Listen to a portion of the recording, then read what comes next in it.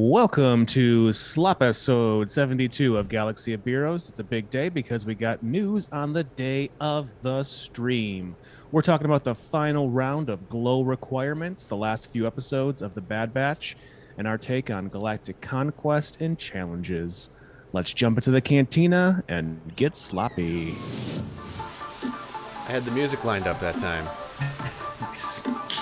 And as you just did that intro, I just realized that I forgot to prepare for a Bad Batch at all whatsoever. I watched everything, but... we'll just kind of like meander our way through it. Okay.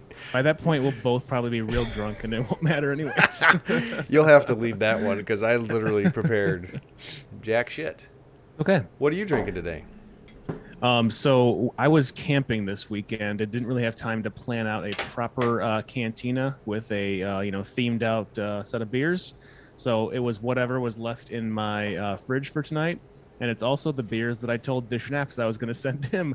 So Dishnaps, I'm gonna have to send you some other beers to drink in these tonight. I actually don't know how I lasted so long with these, but It's for the pod, man. Come on. Yeah, it is what it is.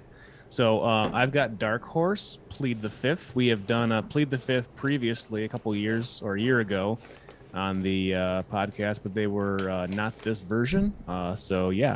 This is a bourbon barrel aged spicy hot chocolate stout. Ooh. Stout brewed with cinnamon, chocolate, and chili peppers. 11%. 41 IBUs. I've got 3 of these I'm going to drink tonight, so... Yeah, we're getting fucked up tonight. Oh, shit, I have to get the baby monitor. I'll get this. We're getting fucked up tonight. Where's the baby? I'm drinking El Jimador. El Jimador. Tequila. This is the silver version.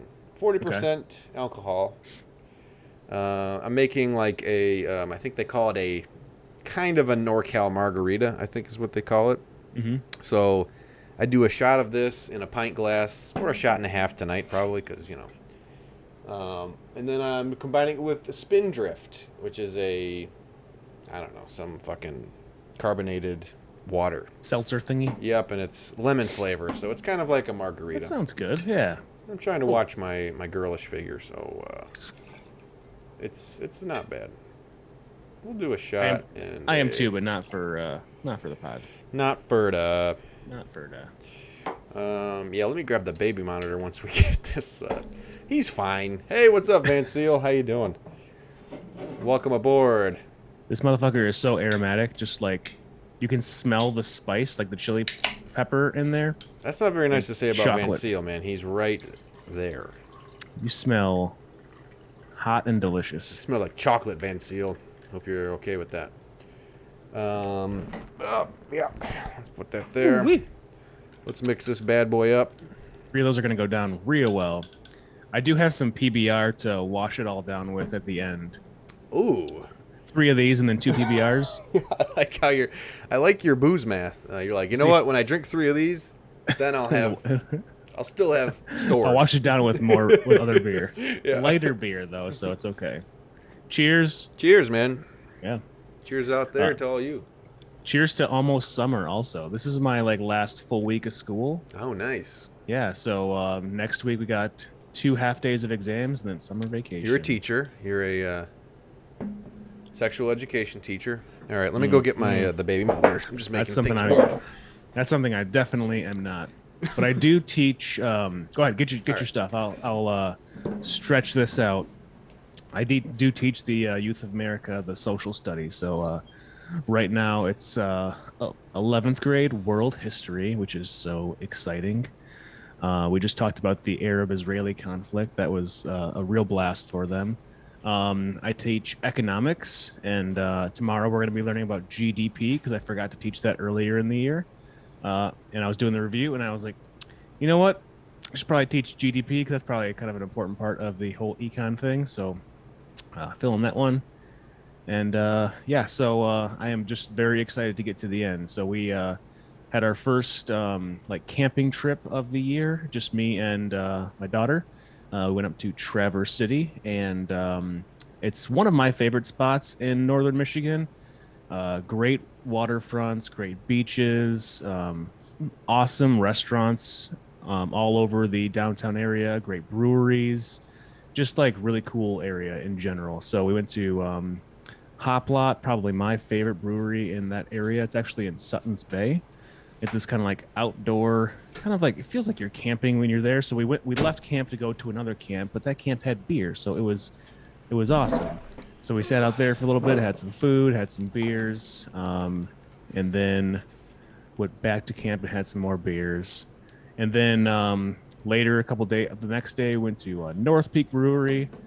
Yeah, so just an overall cool spot. We in the morning on Saturday, we went to the beach and got all of our stuff ready, put our sunscreen on, put our bathing suits on. We're like, yeah, we're gonna go to the beach early. There's nobody here. We're gonna enjoy the water.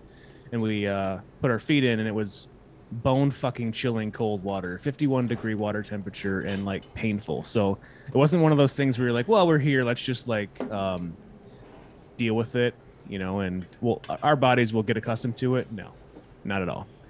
I went all the way into my shoulders, and then I was like, let's get the hell out of here. This is way too cold. So Hey, Brill.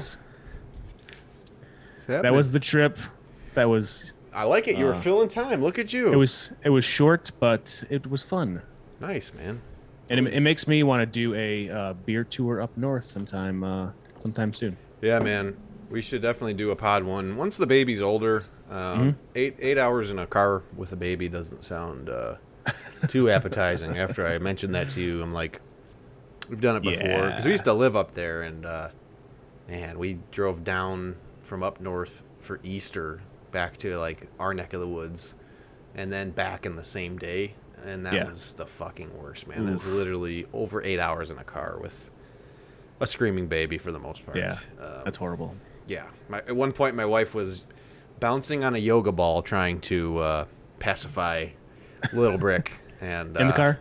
No, we helped pull over on the side of the road. Oh no, because it was that bad, and that's like Yeah. how he liked to be soothed. But yeah, I've had that too, where it's like we just got to get out, you know. yeah, mm-hmm. And hopefully you're in an area where it's like safe to do so, and there's something that you can like entertain the kid with. Yeah. Otherwise, you're at a rest stop, Right. And it's kind of sketchy. Yep, you got it. Yep. Well, man, we got some shit to talk about today. We sure do. I was excited. I was in the gym, and like, you know, I get my little notification pop up in my in our Discord channel for news, and it was like, you know, Galactic Legend Kenobi dropping on this date. I forget the date, and then it was like, here are the last set of requirements. I'm like, really? Yeah, didn't they say the 9th? I didn't expect it at all. I thought it was the 9th. I thought it was later in this week also. Yeah. Usually they do it on Tuesday, the day after we record. So Right. They broke their contract. They're in breach of contract with us, and I don't like it. I think because they threw Grand Arena up early, so they're like, let's just do everything early now. Everything's early. Fuck it. It's better for the Beeroes guys anyways. So thanks, Crumb. Appreciate it, man. So yeah, why don't you go first? Why don't you go with your boost, boasts, and banners? Yeah. If you so desire. I applied the appropriate relic levels to Mace, Qui-Gon Jinn, and you son of a bitch. I did tell you that I was going to just read yours. Those are my secret, very important spoilers. Damn it! That nobody gives a shit about. Let's be honest. So I am not as exciting as all of you guys are with your chasing of glow. Not quite there yet. I have a few of the shard farms to do, so it's kind of like a back burner project for me, but I have finished off the last of the SLKR requirements. Nice. So since we talked last, I 5-starred Finalizer. I had to do one 999 crystal refresh so that I could make sure that I had it done. And then I realized that looking at the calendar, it was like I could have just did it today and it wouldn't have been a problem at all. But I also wouldn't have had my tickets farmed up also. So other than that, I Relic 5 Phasma, Relic 3 Vet Han. So those dummies are done.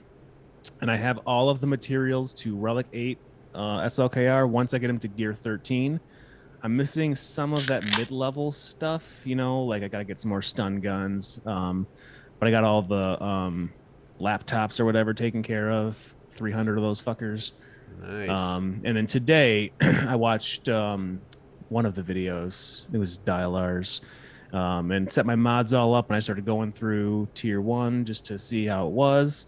And I was like, oh, this is super easy. I should just leave all these mods on. So I finished all of tier 1. I think it was 8 runs of that. And then I did 2 runs of tier 2. So I'm at 130 of 330 right now. Nice. And real quick, Yeah. Curtis just subscribed with Prime for 5 months. Thank you, Curtis. Cheers. Cheers, Curtis. To you. Appreciate you, man. Thank you. Oh yeah. Yeah, so it Appreciate the felt good support, man. It felt good to get through a little bit of that event this morning. Yeah, I had to take the that's mods awesome, back dude. off because some of them are my arena mods, so that I could finish. Right. I could actually still do my arena climb. Mm-hmm. And I'm just gonna wait till I get up to 60 again, and I can finish those 2 off. This event is so much easier than the Jedi Master Luke event. Yeah. There's no trouble at all. I had to make sure I met the health requirements on crew, some speed on Hux and whatnot, but everything else that was just make sure you got a proper set. He's got a little bit of speed, but it's not that big of a deal, and it was no trouble. Nice. I had one run in tier 1 where I lost 2 tunes. I'm like, what the hell is going on? But I realized I was calling the wrong character to assist, and it was my fault, so it wasn't no big deal. Very nice, man. I was sweating every time I went into a Luke battle, and it was because it was my first one, and they were definitely tougher. I feel like there was more to it that could have gone wrong. And in a couple of those, in tier 1, you only had 2 tunes. I forget now. I think you only had 2 tunes. So there's if one of them dies, you're kind of oh shit, down to your last one. So And this one, you got a full team. We got 2May143. What's going on? They said, "What's up going on, guys? What kind of brews are you sipping on?" I got a Plead the Fifth from Dark Horse Brewing out of Marshall, Michigan, and this is a bourbon barrel-aged spicy hot chocolate stout. Marshall, Michigan. That's where Small Brown Bike's from, right? I know they're from Michigan. I don't know if they're from. Are they from Marshall? I think they are. Dude, that band is so fucking awesome. I listen to them once in a while, on mixes, and then I go back to them and they still bang, amazing. Bang. Yeah, bang hard. I'm drinking tequila and a lemon carbonated water thing. So kind of like a NorCal margarita, I think technically is kind of what it's called. It's pretty good. It resembles a margarita. What about you? What are you drinking? And Doofeen's in the house. What's going on there, Doofeen? Appreciate you joining on, man. So yeah, what else, man? You got your cruise ship going. You got your SLKR stuff going on. Yeah, that's been the main thing, That's trying awesome, to man. You got to do that, good about that. and also manage when I'm locking into stuff so that I don't have the mods off when I lock into GAC or Territory War. So I had to kind of make sure I did it at certain times. Yeah. Yep. And right now I couldn't lock into anything because my mods are all over the place. Yeah. So, but that's just what it is, when you're doing one of these events. Hey, and good news when Light Side Territory Battle comes around. That's another thing you get to juggle mods around for. So hey. Oh yeah, can't wait. At least those ones though, I have all of the, loadouts for and whatnot. This one I had to make new loadouts for and then kind of play around a little bit. Yeah. That's cool, man. Congrats. I'm jealous. I think SLKR is going to be next after Glow for me. Yeah, just such a versatile Galactic Legend, Yeah. Especially with the raid stuff that you can do. Totally, man. It's I feel like I'm back in the old days where I didn't really have any Sith raid teams, where it's I got to try really hard, man. I got to put my Phoenix in and hope that I can, do 100,000 damage so I can maybe come in 16th place if I'm lucky. Yep. Exactly. So I kind of feel like that now. I'm not in Crankcore. It's so much effort to put in these I don't have the teams, I just don't I don't have C3PO and I only have Sith Eternal who's not good in that raid. Yeah. So it's just embarrassing and it's a lot of effort put in there to ooh, I got 1 million damage with Shock T and company. It's Oh, cool. I'm going to get 18th place. So that's nice. Honestly, though, if you're in the top 20, if you can manage getting in the top 20, there's still some good loot that you get out of that because, Yeah. like, I mean, I was 18 or something, 16 or 18 this last time. I couldn't really, like, participate fully. I like to be around, like, 10 or 12. I can't quite get into the top 10 anymore because everybody's, like, developed the proper teams they need. And I got, like, 2 fully crafted pieces that are, like, high-level ones that I can, like, salvage out.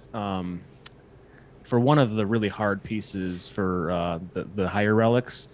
So I was very happy with that. Like, you know, it's just luck of the draw, you know, on like what you get out of it. As long as you're like in that top 20, top 25, like there's good stuff drop in. And you can get second place and get crap, you know? Right. That's true. It is true. Yeah, I've got top 10 before, and the rewards were nothing to write home about. It is nice getting those little gear things, whatever the fuck they're called. That's the technical term, you know, for us who have a Star Wars Galaxy of Heroes podcast. Arrow magnifiers. There we go. There it is. Yeah. So yeah, what else? What else did you do? We talking banners right now or no? Whatever you want, man. We want to wait. Yeah, we can do banners. Yeah. So going into the new GAC 3v3, new divisions. I didn't put a ton of effort into scouting my opponent. Probably should have. Well, you really can't. I mean, you know. Yeah, because it's a totally different kind of like setup now, you know. Yeah, because you had an extra team in Division 5, right? You had to set an extra team? I think it's 1 or 2. Probably 1, because I only had to set 1, and I'm in Div 4. 1 extra one. But still, like, just to see like what they put down, I definitely didn't do that. The first guy that I faced, we agreed to like set 1 weak squad down so we could take care of some feats. Oh, nice. And then in subsequent rounds, I forgot to change my defense out, and I left that there every time. The next 2 times. But it didn't really matter. I won the next 2. I lost the first one. He was just super efficient, one-shot everything, basically. I think I hiccuped on a couple of his and just wasn't as efficient, but the other ones I did very well, I thought. Had high banners. I got second overall.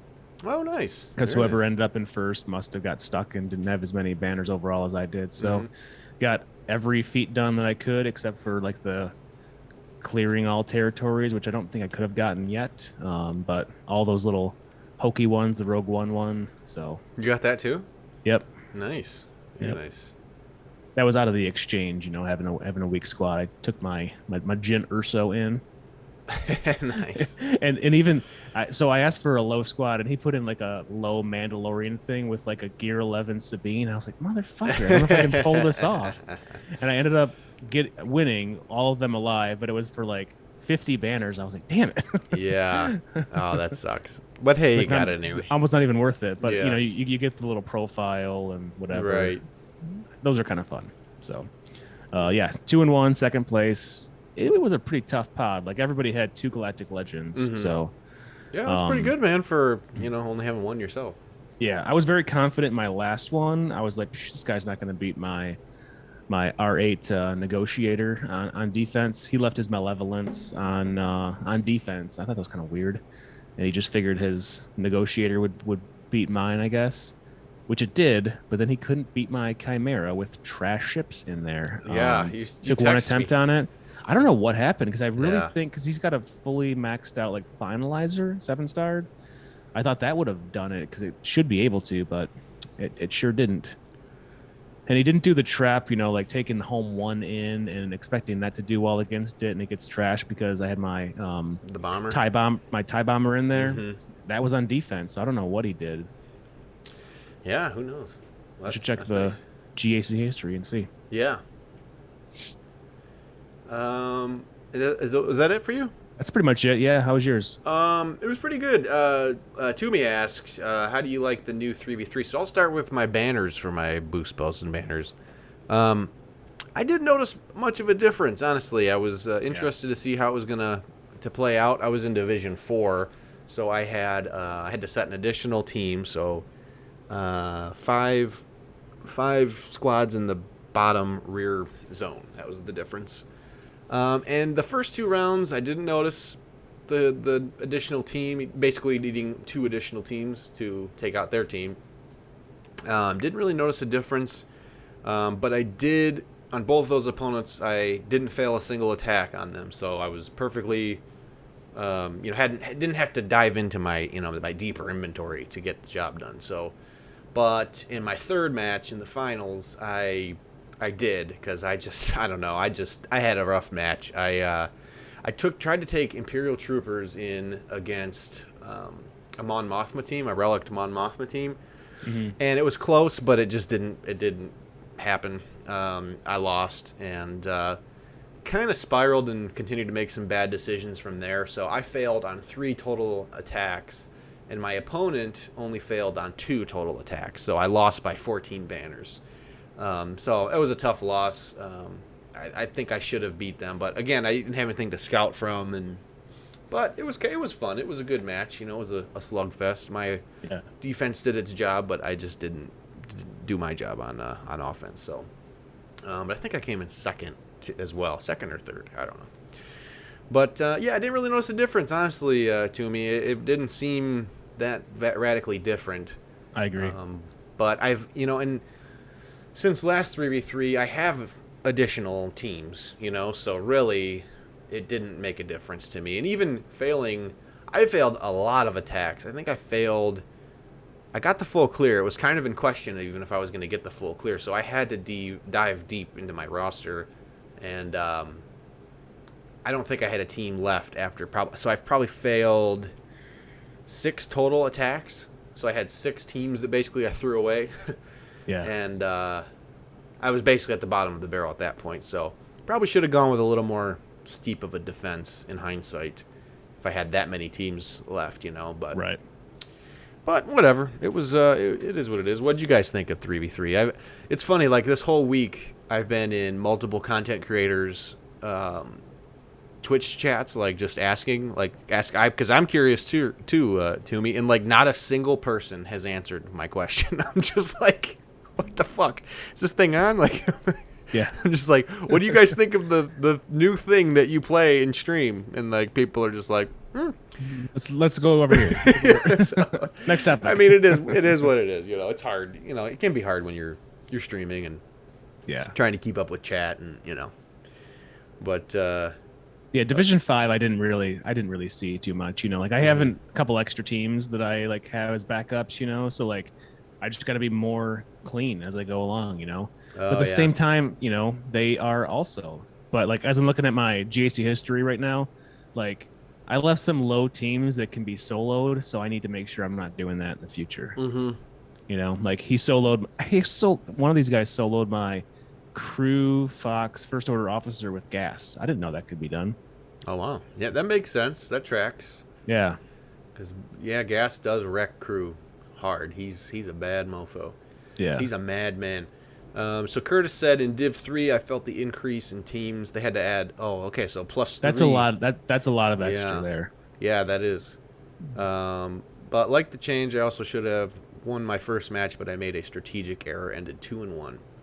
Hey, it's not bad for a first season, Curtis, you can correct me if I'm wrong, because it's, like you're doing the experience there.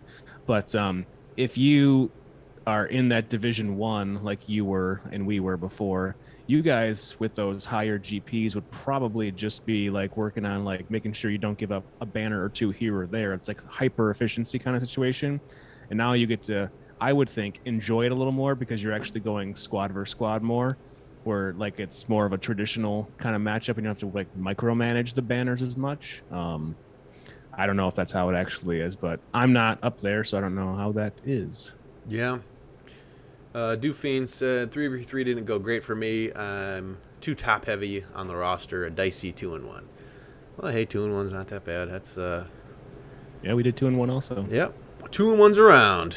Yeah, it's fun, man. I think like I like that there's more teams. I do. I think that as you scale up, that makes it more interesting. If it's a foregone conclusion that you're going to get a full clear every time and have plenty of teams, it kind of takes some of the fun out of it. That's what I'm saying. Is like it makes you use more of the lower tier teams. It's not even B teams with that kind of caliber profile. Even it's like it's an A- team.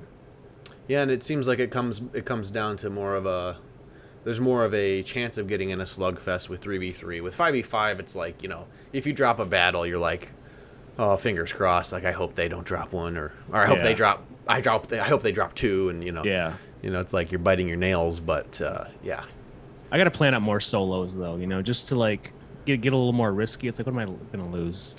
it's I'm nice. gonna lose the match, and I do lose the match, but like just to see like what your tunes are capable of.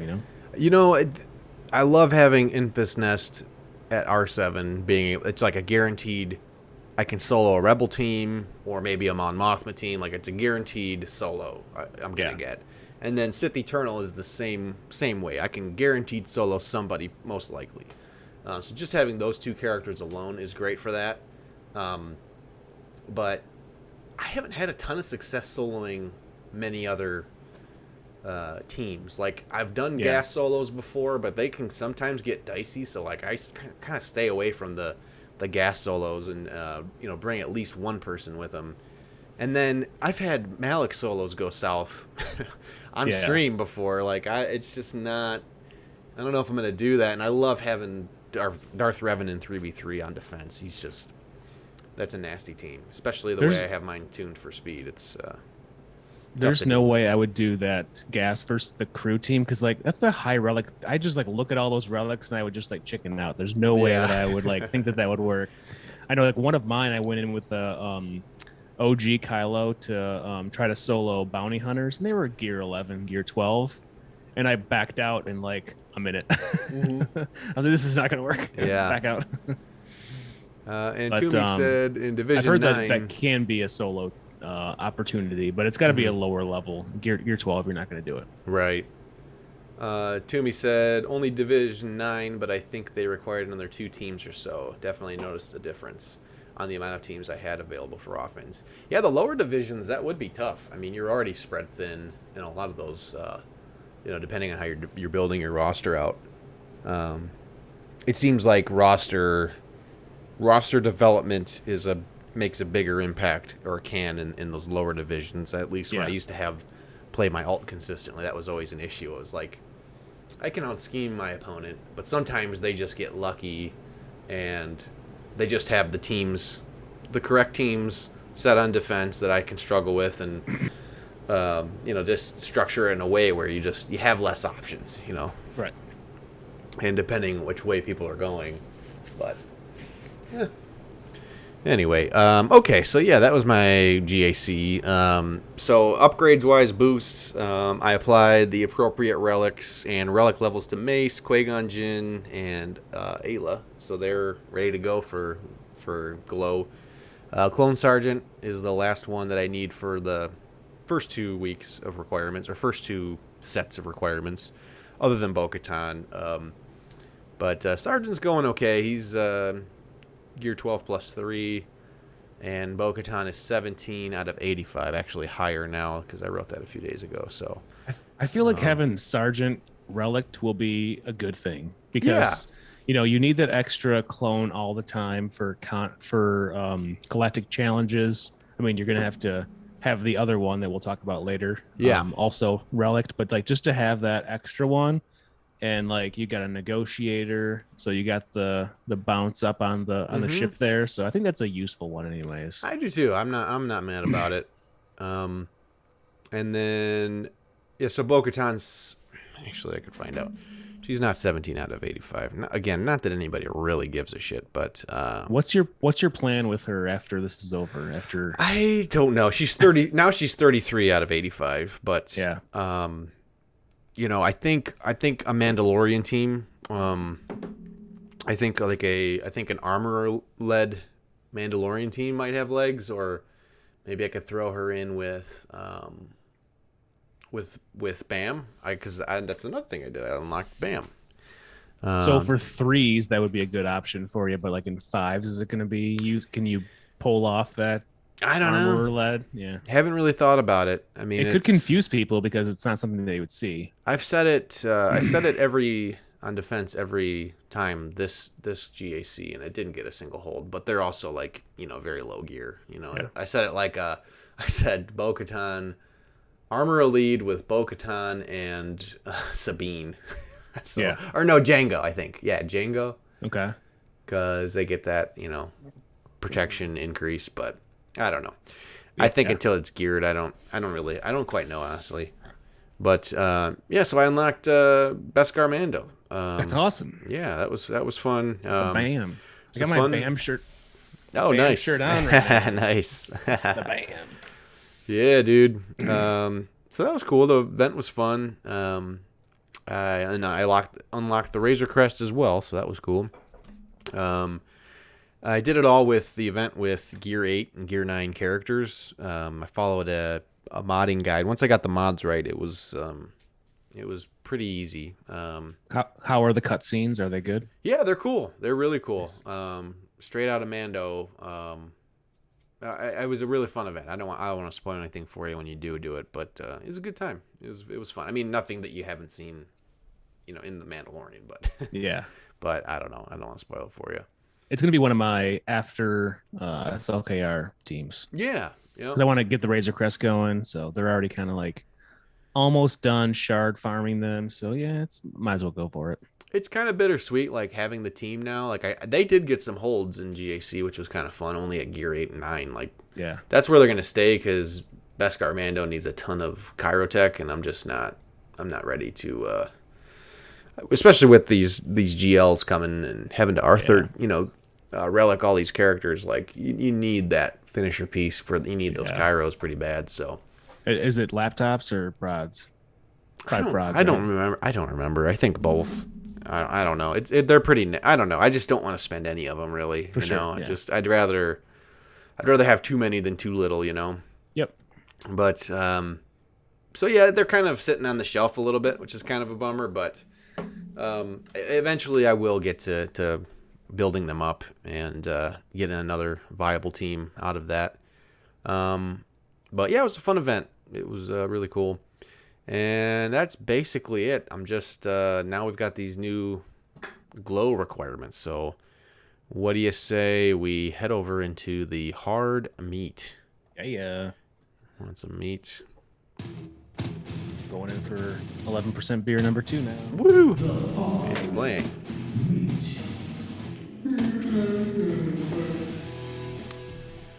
All right, so we got third set of requirements here. I'm gonna go to a new screen. Look at this fancy shit. Check this out. Here we go. All right, look at that. Flipping screens. Words and stuff. Yes. So yeah, we got the third set of Jedi Master Kenobi requirements. Now, you didn't see this before I said we got news, did you? I did not. I don't know. For some reason, I normally get pings on that stuff, but I didn't this time for whatever reason. Yeah. I don't know why. That news channel always pops up on mine like immediately, and I was like working out, and I was watching Bad Batch, the new episode of Bad Batch, and I was like, oh, there's 10 minutes left in this, but I only have 10 minutes left in my workout. I can't stop this now because I have my Bad Batch episode synced up with my workout. So right. I had to wait until the end of that got over. Ooh. Cock blocked by a Bad Batch. It's all right. Yeah. What'd you think? They were surprising. They were not at all what I expected. I think only one of the 5 in there, I was like, yeah, that's kind of what I was thinking. I agree. The other 4, though, I was like, okay, sure. So we got Cad Bane at Relic 5. That's a left field one for me. I didn't hear anyone theorize Cad Bane. No. I mean, they had several interactions in the Clone Wars. Yeah. Like I remember back to the thing, and Cad Bane developed pretty good respect for Kenobi, even though they were rivals. But it wasn't something that I thought would fit into his journey, his story, because it wasn't a big thing. Yeah, it wasn't pivotal. Yeah. Kind of surprising, but definitely a character that not a lot of people have relicked, so it makes sense from that perspective. Except for one of our guildmates who Beero, man. That one already, yeah. Beero, ready to go, man. He had the Beero is basically ready to go on this thing. He's got a couple relics here and there, but like I think he's probably got those already saved up, so he's like in very good shape. Yeah. Oh, and Vance Seals, yeah, he's had to be stoked about that. Heck yeah. He's the bounty hunter master, man. So anytime there's a pilot and a relic, that's cool. I think like Cad Bane's got a fun kit. I don't use him very often because he's older. It's like not one that I really, not one of the bounty hunters that I thought were like the ones I wanted to go for. So he's been sitting at like gear 8 or gear 9 forever. But I think like when I go in this direction, it's still gonna be a fun relic to have. What I will He's say, got a cool ass ship. He does. He does. I was just gonna say that. I've been trying to, because long-term goal, I want to get Kylo SLKR. So I've tried to complete the general. What is it? General's Command or Admiral's Command? I don't know. It's the finalizer event. The finalizer event. That's what I call it. Yeah, that's a better way. So I've been doing it. I completed it today, and I did it last time. And Dylar, I followed his guide, and that worked well. And I have undergeared characters for it, but it worked. And Xanadu's blood is one of the reinforcements, and he came off the bench and was just dishing out the breach. It was dishing out assists. Oh yeah. And you've got to think with. I kind of like. We'll get further into the requirements, but I kind of like that Cad Bane is required, and that now people are going to get more uses out of Xanadu's blood, and I think there's going to be more potential for theory crafting and people putting, like. Xanadu's blood and Razor Crest together one way or another, and kind of like using that new toy. I know Beero mentioned using it under endurance and having good results. But hopefully there's a capital ship coming. A Holdo capital ship would be welcomed. But Hondo. What did I say? Holdo? We already got a Holdo. Not enough. We need 2 Holdos. We need 2 Holdos capital ships. She wrecked the last one. I got to give her another one. God damn it. But yeah, so that was. I think that's interesting. I think that it's kind of like they're forcing us to invest in these bounty hunter ships. And I think something's coming. That would be rad. Because we haven't had a ship change in way too long. Like. I welcome it, and you know what? Like I've been in the top 10 in Fleet Arena for a long time, but it's like we need to change. I'm sick of hitting the same buttons over and over again. Right. Like I've changed it up recently because I'm running Negotiator instead of Malevolence as much, but it's still like it's the same thing over and over again. Let's change it up. Yeah, yep, I'm with you. And you don't get diversity where it's like, okay, well, I'm facing this lineup, so I got to do it a little bit differently. It's like, yeah. It's kind of the same thing every time. Yeah, pretty much. And then we've got Cody at Relic 5. I think a lot of people expected that, kind of called that ahead of time. And that's a good one too. Like I've never really used Cody, but you got a special mission in Lightside Geo that's going to need him. So this is another thing where it really like forces you to get good, kind of expand your roster and get good for Lightside Geo. Yeah. It's not a bad thing to have. I know there's several people out there that have already done it because they pushed for that event already, but we haven't because our rosters are a little more limited. So that was definitely one that I was like, Cody's definitely got to be in there. Actually, when like the first Rex came out, or second, I don't know what it was, with Clone Sergeant, I was thrown off because I thought Cody would be in that one. Clone Sergeant didn't seem like a one that fit at that point. And I was like, maybe Cody's not going to be in there, but I'm glad that it is. It makes the most sense for any of the clones for him. Yeah, part sure. of 212. So, yep, and then we got Jango Fett at Relic 7. That's another one is in terms of relation to Kenobi. That's kind of out there. That's not. Yeah, not at all. Actually, it's like he has more to do with like I guess Mace because Mace decapitated him. Right. I can. Like, I didn't look it up, but I can think of way more interactions with Cad Bane and Kenobi than I can with Jango and Kenobi. You know what, Curtis? That's a great point. They did fight. That was an iconic fight scene on Camino. The Camino one. Yeah, I'm stupid. That's a really good point. That was an iconic fight scene in the sequel trilogy for sure. Or prequel trilogy. Yeah. I always fuck them up. I always fuck that up. But I'm not mad about it. I love Jango Fett. I've been wanting to relic Jango anyway. And Jango is a pain in the ass gear. I felt anyway. Like, especially when it came to, Slugmug with the follow. Appreciate that. Thank you, Slugmug. Welcome to the stream. Yeah, I've like Django, even getting to Django to just gear 12 where I have him. I have him at 11. Dude, it was There's always somebody else that I give the gear to. I don't know why. that was my thing. I just had to focus on it because you're right. It's the gear that is required to get him just to gear 12 is very applicable to like your whole roster needs the gear Everybody that he else. needs. Yeah. So I just dedicated myself. I'm like, I need to get him to at least to gear 12, but he blows shit up at R7, He's so dude. fucking awesome. Like I can't wait to relic him because Dude. it's long overdue. He's rad. Put him under a relic newt lead. Fuck, man. Like you're not gonna do anything. Mm-hmm. In a droidica, it's gonna be damage immunity and stealthing all over the place. His tags are so good. He's Mandalorian, Separatist, Bounty Hunter. He has all these awesome tags. And now he's gonna be at R7. And again, this is it's like CG kind of like holding you by the hand. Hey, invest in the Bounty Hunters. So, and the Bounty Hunters in a long time, but it's just it gets thrown by the wayside pretty often. But sorry, Vencio. I'm sorry if that hurts your feelings. But you know what? You're the Bounty Hunter guy, and I'm not the Bounty Hunter guy. So, and then Shock T, Relic 7. Again, out of left field. I don't think anybody was saying, "Oh yeah, Shock T." That one I really did not expect. Yeah, like I can see. I didn't think of any of these bounty hunters, but whatever. Sure, yeah, those things, I guess, are part of the story. The Shock T thing, I was like, I'll have to see what they do. It's got to be the Camino tie with Jango Fett, Yeah, and like a little bit in the Clone Wars, but not really. They interacted. Like I don't know. But again, I think it's kind of hand-holding. Hey, light side Geo, you're going to have an R7 Shock T for the cam mission, which I already have one. I like the theory that you do. I do.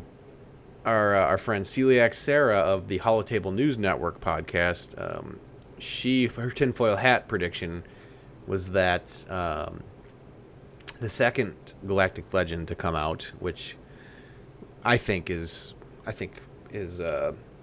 dark young Vader, or however you want to phrase it, but that Lord Vader Cam will be required for that. That would make sense, and it may not come out in a few months, maybe a while, but I think the Shock T requirement kind of gives credence to that theory potentially. It's like, hey, we told you to do the cam mission, and I don't know. I'd be interested to see. Who the hell knows? Who the hell knows? Or a low star cam, something. That's a big jump though, from like what was required in 1 to just like the subsequent dark side version requiring cam. Well, and there's no financial incentive for CG, and people have mentioned that, and that's a good point. You can't pay to get cam. Yeah. Really. Yeah. I mean, you can invest in the characters around it potentially, but until they start allowing you to put buy modifiers for the mission, plug it in. or if they make cam shards available in another way, which would that would. I don't think people would be too pissed off if they did that. Like people who already have a cam and had to work really hard to get a 7-star cam or whatever stars required. If they did it, 2 years after the event was released, can they really get that mad about it? But, yeah. What if they toss them in conquest for 1,280 conquest currency? Don't give them shards. bad. Don't wish that evil on me, Bobby, Ricky Bobby. God damn Conquest, which we were going to talk about. We're going to talk about Conquest. Yeah, you're right, Vancio. The cam packs come out tomorrow. You're right. Yep. But sure. So that was a little head scratcher. And then Grandmaster Yoda Relic 8. I'm not mad at that. I think that's expected. Yep. We knew more R8 stuff was going to be kind of required. I already got him Relic 7, so nice. Yeah, honestly, these requirements, R3, it's like, there's a little bit of shard farming I have to do for Bo-Katan and who was the other one? Ayla's not done, but I have a lot of these in a reachable level. You know? I'm not gonna pivot immediately to this. You're in a good spot. I want to get a couple other medium squads in before I move back over to this, but take overall, a little GL vacation. yeah, you got to have the vacation because it's such a drag sometimes, like focusing on one thing and stuff passes you up, like I would love to have Bad Batch, like kind of Oh farmed up yeah, before yeah. I do this also, but That's a fun it's going team. to take a while for those to be farmable. So I think what I'm going to do is like Bam and Troopers, and then move into this. Yeah, that's cool. One light side, one dark side. So I have it pulled up the StarWars.com feature of Jedi Master Kenobi, and he looks dope as fuck. Looks good. I like it. June 16th he's coming out. We didn't mention that. So that's when he's getting added to the Journey Guide. And they show some of his animations, it looks like. He has Ultimate, they show. Looks like he buffs the other team. Or his team. They all are glowing, sort of a yellowish color. Glow. How fitting. Who's in that team? I can't really tell. It looks like, I can't tell if that's Ahsoka. I think that's Commander Ahsoka. GK, Gas, and Ayla. But, their team suggestions are always doo-doo and dog shit. Right. Doo-doo and feces. Yeah, kind of cool, man. Looks dope. And then if you want to compare, I was interested in this. Let's see here. So, like, I made a spreadsheet of the different GLs and just added up all of their relic levels. And I don't know if people find this interesting, but I find this interesting. I do. Okay, so, like, here you see I have Kylo, or SLKR. Why did I name that? That's not it. That's not his name. So SLKR and then all of his requirements. The sum of all of the relic levels, and this isn't apples to apples, obviously, because there's R8s involved with Jedi Master Kenobi, and it's not apples to apples, but so 60 total relic levels are required for SLKR on just characters. Rey requires 62. And they jump up significantly when you get to JML because you need Jedi Knight Luke. All these blue characters are for JKL. 87 total relic levels. So that's a beast, but you get a lot more. That the JML team, the JML route is so like roster rounding, and it builds so many like options for you. Especially with Conquest and now the Galactic Challenges, which we're going to talk about, like. It's just such a well-rounded galactic legend, and he's so solid. He can take out a lot. So, and then Sith Eternal only had 72, but Kenobi falls a little bit higher than Sith Eternal, so 78 total relic levels required. So they're kind of peaking up. I mean, you have to have power creep, Yeah. So I mean, it makes sense. You introduce this new relic system, so. Or new relic As level. an economics teacher, I have to look at like the value you get behind it though too, where with EAP you don't have a capital ship involved. I don't think at all, really, do you? No. So like with this, I think need the TIE bomber. That's it. Right. You're getting a better value out of it because you need a Relicate Kenobi is so great with Negotiator. If you don't have a 6-star Negotiator, I don't know what you're doing at this point. Unless you're in a low guild, you've just started, whatever.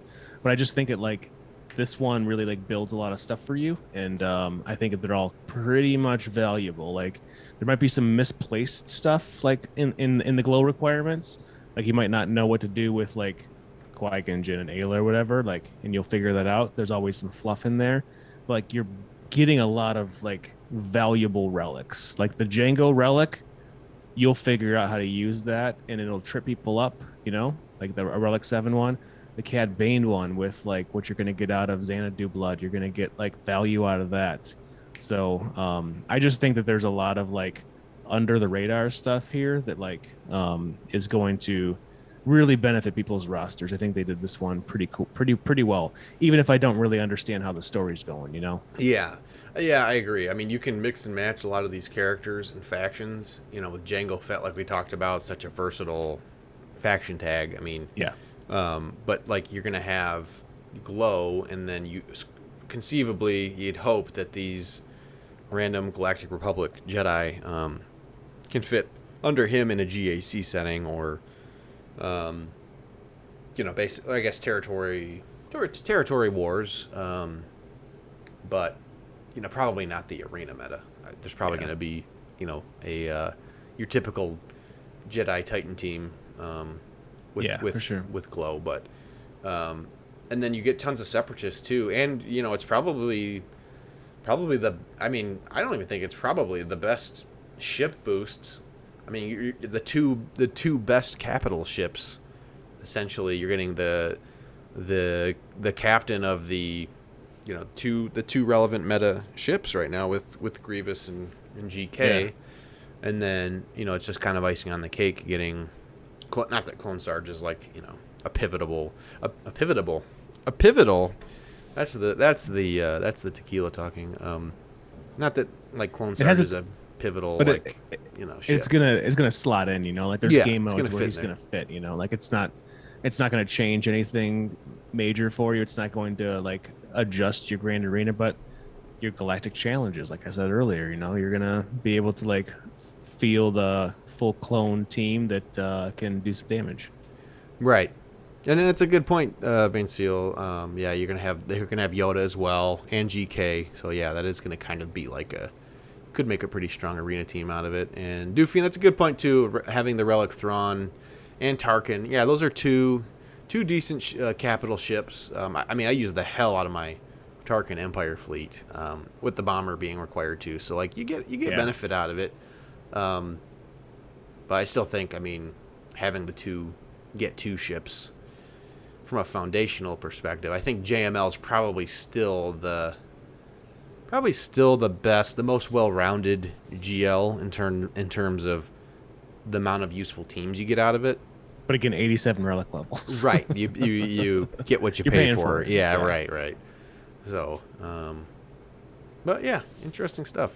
I really now seeing the Relic 8 GMY thing, I'm like, I really got to re-mod my Yoda because I don't think he's quite where he needs to be for a Relic 8 kind of tune, Well, it depends with him. Like I've heard different debates about it. Like if you're using him under a Jedi Knight Revan lead, you need basically 0 speed on him because Jedi Knight Revan just grants so many additional.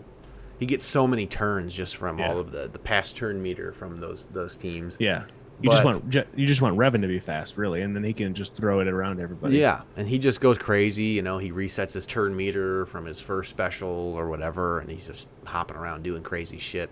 And then, if you're running him with like Padme or, I guess who else do you really run him with? I guess that's really the only other team that people seem to use. But I know I've heard that like Calvin Awesome and I think good old Maurice like him fairly fast. Could be wrong on that. I know Gom does for sure, likes him fast. But if I'm running him as like a Grievous counter, I would be fast. Yeah, because I'll do like the Bastila Ezra Yoda thing, Oh, okay. So that's if you have him fast, he's just like putting foresight up and hitting and like hitting again. So like he's good fast also. I gotta mix up another drink here. Yeah. I feel like a bartender for myself. I want you to like get your little shaker going. I do have one of those things, but it's kind of pointless. The fuck am I shaking this shit for? I'm just gonna consume it. Yeah. Well, Yahtzee. All right. So what do we want to talk about? Challenges and conquest? Yeah, let's talk about it. I'm gonna need a lot of tequila for this.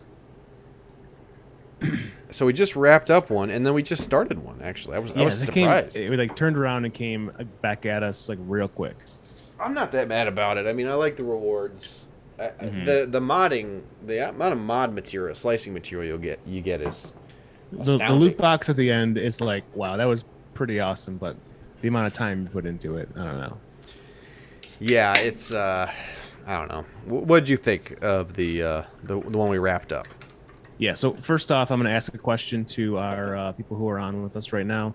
how many crystal refreshes do you guys generally do in a run of Conquest? And then I'll go from there. I But think I did three. okay, 3 total, but for context, I only got the 6th box of the hard mode. yeah, I didn't get the 7th. yep. I didn't get the 7th for the first time. Before that, I had like a streak going of getting max rewards for all of them. But Hey, Byro.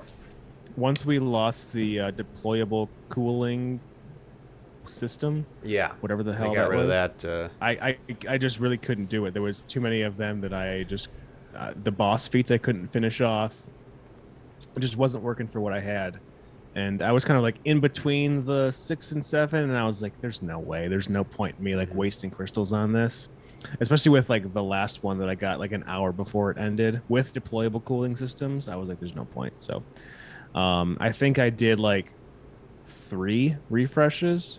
I could have done more, but I was also feeling like I don't think I can do with what I have. So Yeah. I want to get Commander Ahsoka Tano, and obviously I want to get Razor Crest off the ground eventually. But it was kind of one of those things where I was like, I don't think I'm going to get the return on the investment with my crystal refreshes. So it was not really something I wanted to do. I still really enjoy the game mode. I think it's fun. The modifiers are cool. Getting the discs and throwing them around is like something that like I enjoy doing.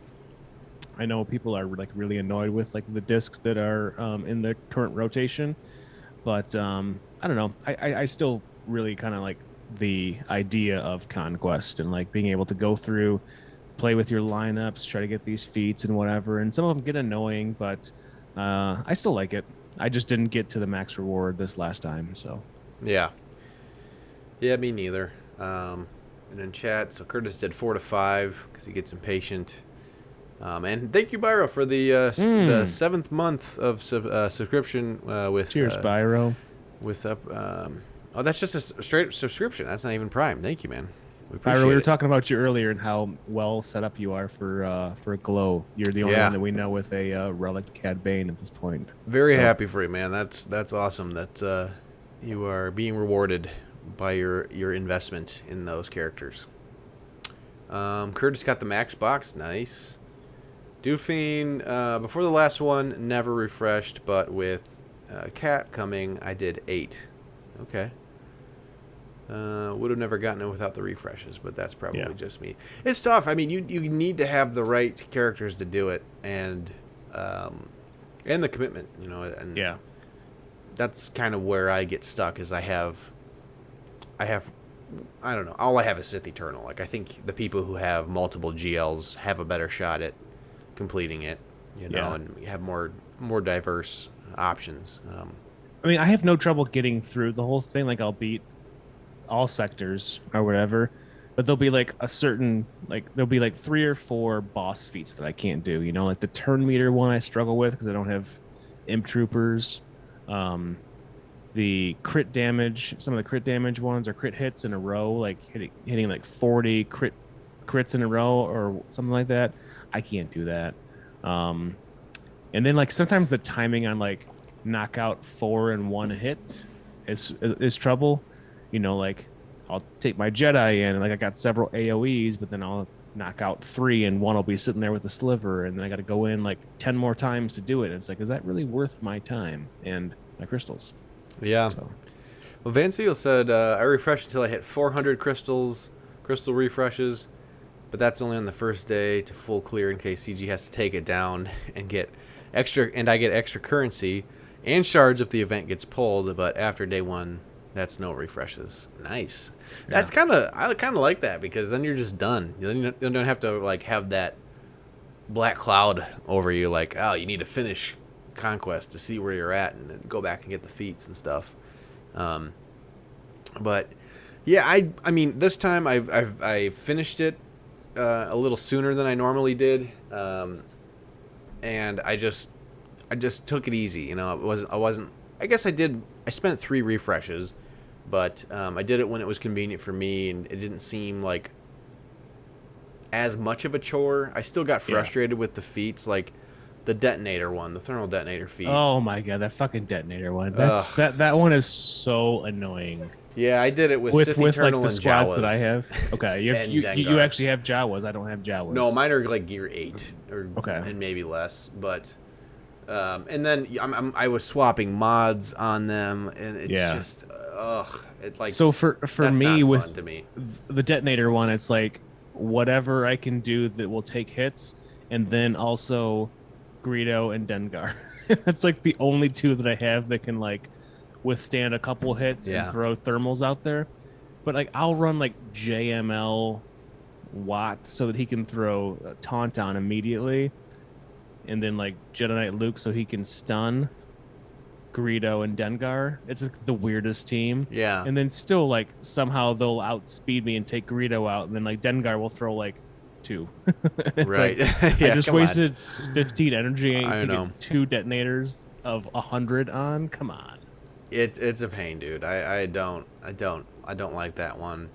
The thing I really don't like about Conquest is, they branded it and as this, oh, it's a great opportunity to theory craft. It's great for theory crafting, and It is. sure yeah. it is, but the theory crafting comes in with the data discs, and in order to equip those, now you have to spend your currency, your conquest currency, to equip those discs and swap them out.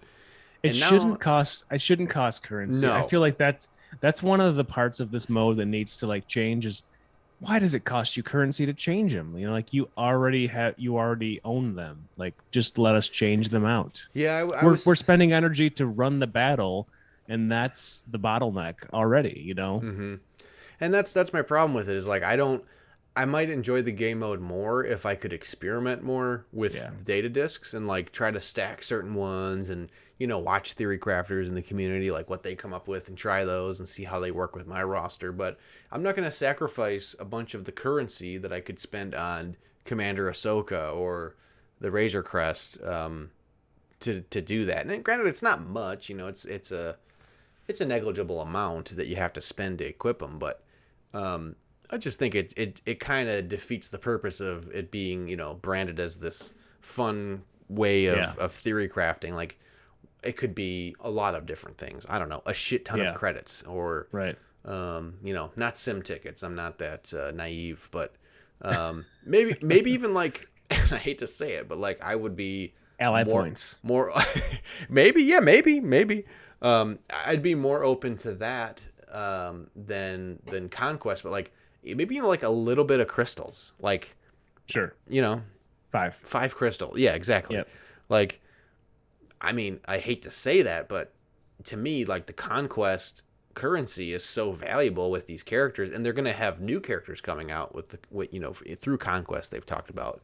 So you're going to have, farm potentially 3 characters, or maybe not. I think they did say they were going to move whoever, they're going to like push characters or ships out of Conquest into nodes eventually, so maybe there's only going to be 2 at a time or something. I can't remember that. If anybody knows in chat, I know there's a lot of people who really understand the ins and out of Conquest, which is not me, but I don't like that part of it. I feel like that's really the piece that's keeping me from trying to fully enjoy it with experimentation with the different data discs. And actually, again, Celiac Sarah, she mentioned an interesting tactic.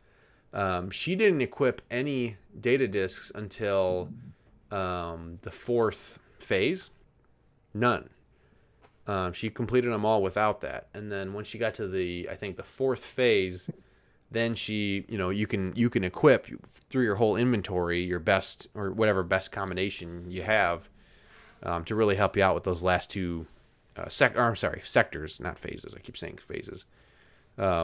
Which is interesting, if you can finish the first 3 sectors without any kind of data disk, you could really prevent yourself from having to shell out additional currency to equip said data disks to finish then the take event them off later.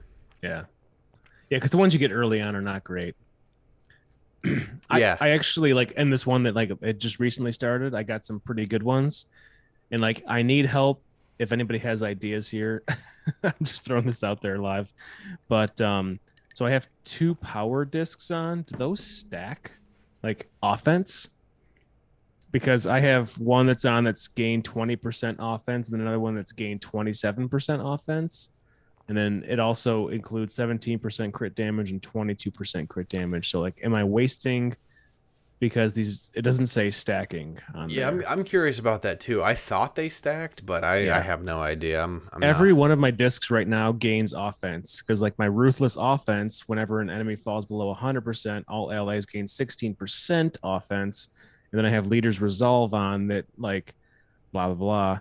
He gains 49% offense and 24% speed. So, like, I feel like I'm like way over the top on offense percentages, but I don't know if any of these things stack. So that would be my question with these, I guess. I just figured, like, if it doesn't say stacking, it doesn't all add up.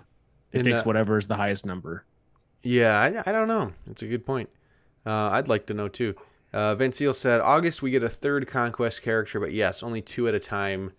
RC get rotated out after July's conquest. Okay, so then they'll go to a node. How have you been buying? What have you been buying with your conquest currency? I don't know if I want to talk about that. It's uncomfortable, but we have to. No, I'm just kidding. So I did buy Commander Ahsoka Tano. Okay. I buy gear sometimes because I just need it. It's easy and it's there. I shouldn't.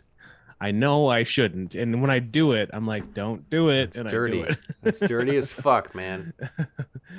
And it gets, you know what else is dirty is they throw regular Ahsoka Tano in there. And it's I didn't know that. Like 120 for 5 shards. And like somebody who's looking at it real quick and be like, fuck yeah. Is this like way more valuable than like how hers is like 500 or whatever for 5 shards? Yeah. Oh, it look exactly alike. Right. Like, yeah, one is more zoomed in or whatever, but like, come on, that's not fair. And what are you guys doing in chat too with your conquest currency? I'm interested to know. I've mainly bought Razor Crest shards only. I kind of ignore the currency. That was a piece of advice from the Gambit guys that they said on their podcast. Just ignore it. Just ignore that currency. I don't even open that store. Like, unless I see it, for purchase, the shards for the Razor Crest. I think I bought some Commander Ahsoka shards too, but it seems like another beer bathroom. Back. Yeah, I can pontificate. Go ahead. Yeah. Yeah. Cool. You know me, man. I can talk. Yeah, only shards for me too. It seems, and I don't know. I don't have any data to support this, but it seems to me it makes the most sense to purchase Razor Crest shards now, because they're at a discounted price, opposed to Commander Ahsoka. Sure, you wouldn't unlock her as quickly as other people who focus on buying her shards every time, but when I'm looking at it from an economic perspective, I'm getting more shards for less conquest currency. So I'll buy the Commander Ahsoka shards once they're discounted more, or invest in them, more heavily. I don't know if that makes sense, but makes sense in my mind. Okay, so yeah, you guys are doing only shards too. Yeah. The gear value is good with crystals. Yeah, you're right. I did the same thing. I bought some gears early on, some stun guns here and there, but once they kind of let the cat out of the bag that they're gonna use, they're gonna release characters with it, and that's gonna be the only way to get those shards for a time. That's when I started saving a little more too. But so going all in on the cat shards, nice. Okay, nice, Dooffiend. Cat looks dope, man. I'm excited. Her kit looks like a lot of fun. She's just a powerhouse, man. It seems like that. I hope that's how she plays out. We need a balls out. That's not appropriate for her. She's a woman. We need a ferocious attacker, such as Commander Ahsoka Tano. Are you on your 3rd beer already? Yep. Nice. Very And I want nice. go back to the data discs. This is stacking, right? So I got 11%, 11%, 11%. It's 33% alcohol. Yeah, you would not pass a sobriety test. I'm sorry to I say, sure wouldn't. but that's okay. You're at home. I You am know. at home. You know what I just thought of today? We're approaching our second anniversary of the Yes. podcast The next month. I Schnaps had think, right? mentioned that recently too, that he's like, I think it was like it was like mid-June, right? I think it was July. Okay. I could be wrong though. I don't know. We discussed the date. He had it right, and I was like, "Yeah, that sure." That tracks. Because I had I know one of our first ones. I had just gotten back from like Disneyland, and we did the Galaxy's Edge or whatever. Oh yeah, that's right. That's right. I could find out right now. We have them all on here on the internets. I was trying to find out actually when we were talking. I was like, "When did we do Dark Horse Brewery the first time?" And it was like episode 6 or something like that. July 8th was our first episode. Wow. It was our inaugural episode. Well, so then like next time I'm on the podcast, it'll be our 2-year anniversary because I'm not going to be on the next one. Yeah, next week you're going to be out doing your camping thing, and we're Yep. going to have a stand-in. We're going to have a celiac Sarah. I've been mentioning her name. Is that a The coincidence? bad Canadian. She's one of us. She is a cider drinking Canadian. We're from Michigan. We're basically the same. I mean, other than Some of us can take gluten, some of us can't. some of us can't. My wife can't. So like, I feel akin to her because I kind of eat gluten free by default. It's like Samuel L. Jackson in Pulp Fiction. Like his what's he say? My wife's a my girlfriend's a wife, or my My girlfriend's wife. my girlfriend's a vegetarian. So pretty much I'm a vegetarian. Oh, I get that. Yeah. So If she's cooking, you basically are eating whatever they're making. So yeah. So yeah, that'll be fun. I'll miss you. I will definitely miss you. But I will miss you too. It'll be a good time. It sucks doing them every 2 weeks because then when we do a podcast, it really seems like an eternity. It's like Yeah, a month, a month later. Yeah, A tenth of the year has gone by. yeah, right. But yeah, so that'll be fun. But yeah, we'll have to do something fun for our. We're definitely gonna get hammered. I think that's a given for our second anniversary. I would say that's good. Yeah. It would be fun to. I was just thinking off the cuff. Compare where our rosters were and what we talked about in the first episode or second episode, just to like get an idea of where we're at and just pure numbers. I think we both started at around 2 million GP. Yeah. I think you were a little higher than me at one point, but then I think I was the under hyperdrive. 2 million though when we started. Really? Like yeah, you might have been like 1.9 and I was like 1.7 or something. Yeah, But eventually, now we're both over 5 million, which is crazy in 2 years. Basically, I still a think million a year. back to one of my favorite openings that we've ever done was the when we both got JTR at the same time and we got to yell, we got JTR. And I think back to that, it's like JTR is not that hard to get. It felt good. You know what? It did. seemed like an eternity because we didn't have a solid crystal income yet because neither one of us was doing very well. And I think you were doing better in the Fleet Arena than I was. Yeah. You always had higher ships than I did, but grinding vet hunt. God damn it. It sucks. It sucked then. And this is pre they changed their node. This is before they changed their node. So it was 16 Cantina energy for those That's fuckers. rough, dude. That's fucking rough. That's a rough. It was terrible. So it was worth our our unison shouting. Yeah. But Yep. yeah, crazy man. Time. It just happens. That was around the same time that I got to interview Nasty Camper in Florida. That's right. Yeah, it'll be fun. We'll have to both go back and listen to the first episode and just take some notes and maybe prepare some clips. Of our newbie. We're still noobs, but we were bigger noobs then. We've been doing it a long time, so we're not as big of noobs. That's true. That is true.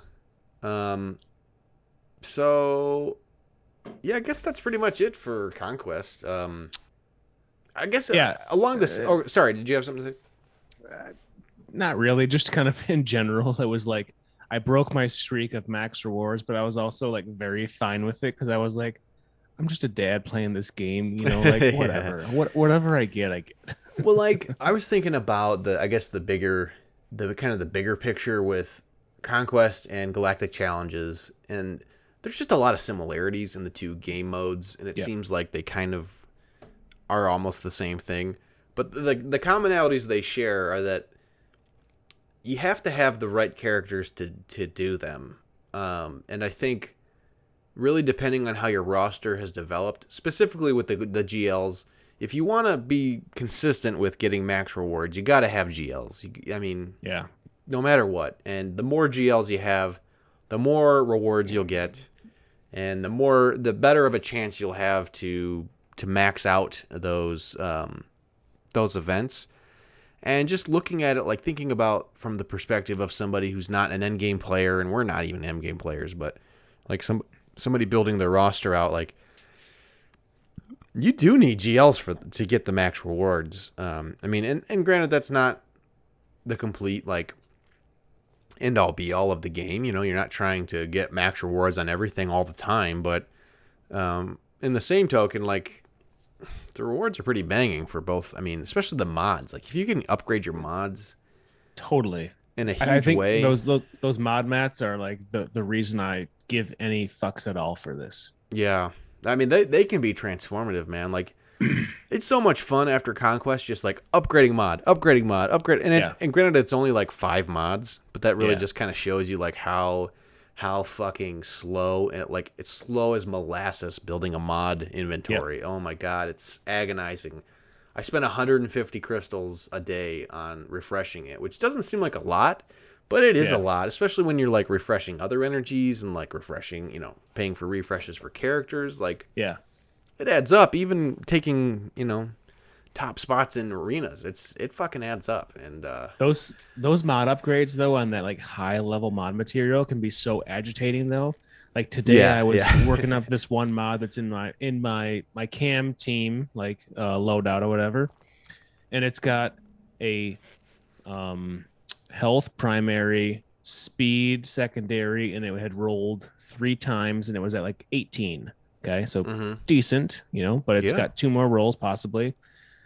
It had an offense percentage secondary, but it also had a defense point secondary.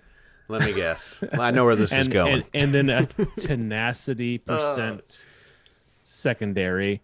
That's and not it only so bad. rolled the defense and tenacity Son of a 2 bitch. rolls. And I was like, it went like plus 15 defense. I was like, oh my God, are you kidding me? And then the next one, it was like plus 0.15 tenacity. I was like, fuck this. Yeah, that's it's still sitting at 18 speed and whatever. Such a kick in the dick when that happens. Yeah. I had one. It's still similar. A good mod, but like, I wasted a lot of stuff and it's like blue now. And I'm like, oh. Yeah, I hear you, man. I'm not taking it up anymore, I don't think.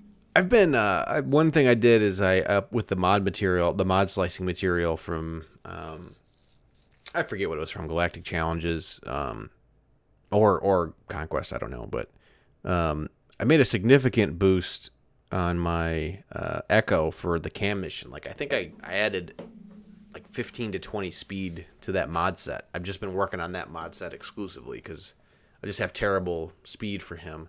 Yeah, but he's getting there. I think I'll be in a good position for cam this time. I think I am too. I mean, you've gotten it, so like you've got that off your back. I haven't gotten it yet, but I've upgraded so many mods since when you had done shit it last. So you had shit RNG. So yeah, you can only hear that so many times and be like, "What? Yeah, sure." What's wrong with me? Yeah. Am I not destined for cam? All right, I got to all of them. So I got to drain the head. That's a gross saying. I'm never gonna say that again. I'm sorry. I'll be back. Yeah. So we are going to be getting into our chronological viewing of all things Star Wars video content soon. So we've been watching The Bad Batch, and unfortunately for you,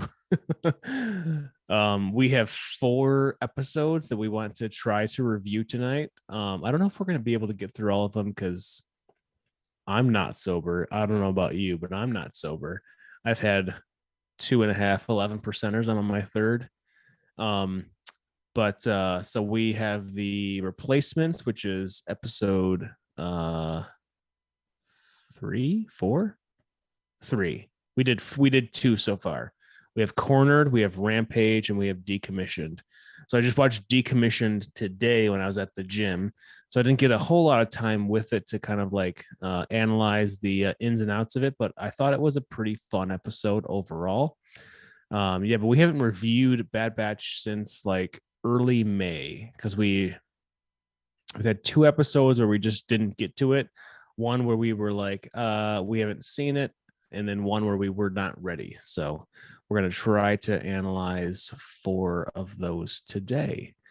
And so Brick didn't have time to do too much prep on it, so I'm going to try to lead these. So we will see how that goes. These episodes have been fairly short overall. So the first episode was like long, and then after that it was like barely 20 minutes. So the first one we're going to do is Replacements, which was episode 3, runtime of 24, almost 25 minutes. This was directed by Nathaniel Villanueva, written by Matt Michnovitz. It is preceded by Cut and Run. And so we're getting into our Star Wars in general section now with our Bad Batch. Hey, reviews. Escape Pod. What's happening? Escape Pod's in. Looks like this is probably Paul. I think. Paul, how's that koozie doing for you that I found in my office 4 months after we were on your show? Yes. Oh, yeah. We got to play Star Wars in general. Star Wars in general. It is playing. Awesome. I didn't get to see your last episode, but that's cool. I was just talking to BFL today. We have to have him on the cast sometime soon. Oh yeah, did I miss BFL? I'd love to chat with him. Yeah, maybe he can. Well, he's not going to be drinking on the anniversary episode, so he won't be. Maybe after that one. We can get Jacob on. He'll be drinking with us. Yeah, if he Jacob's been super busy with his law degree stuff, so I don't know where he is in his game mode anymore. Oh, thanks, Paul. Appreciate that, man. Glad you got the koozie, and appreciate the support, man. Yeah, so we were on the Escape Pod Escape Podcast late summer, early fall, I think. Yeah. I don't remember exactly the time. And then we made them Galaxy of Beeroes beer koozies.